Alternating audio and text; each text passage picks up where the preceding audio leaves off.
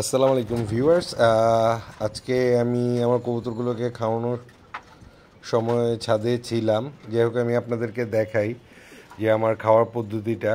এই ভদ্রলোক নিয়ে আমার কবুতরগুলোকে আসলে দেখভাল করেন। তো ওনাকে দেখলেই, আমাকে দেখলে কবুতরগুলো খাওয়ার জন্য যত না লাফালাফি করে, তো ওনাকে দেখলে কবুতরগুলো আসলে বুঝতে পারে যে খাবারের টাইম হয়েছে।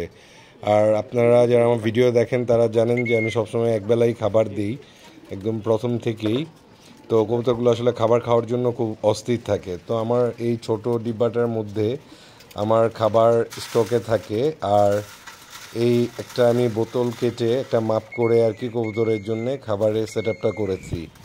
আর আমার খাবারটা বাইরে দিয়ে দেওয়া হয়, কারণ উনি কবুতরকে খাওয়ালেও বা সকালবেলায় কবুতরের খাঁচা খুললে টুললেও উনি আসলে কবুতর সম্বন্ধে কিছুই বুঝেন না। তো চাবিটা ওনাকে দেই না, এই জন্য আমি বাইরে থেকে খাবারের সিস্টেমটা করেছি।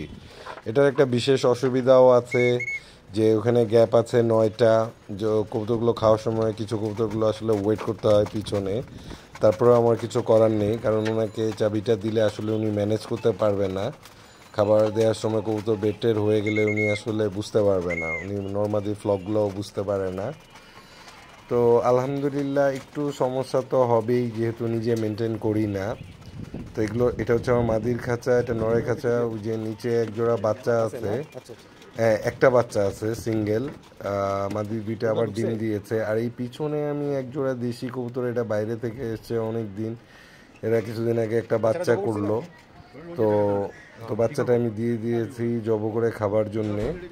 তো এরা খুব সুন্দর বাচ্চা করে দেখলাম, এবং বাচ্চার ফিটনেসও খুব ভালো ছিল। তো এখানে হচ্ছে আমার মাদি আর বাচ্চাগুলো।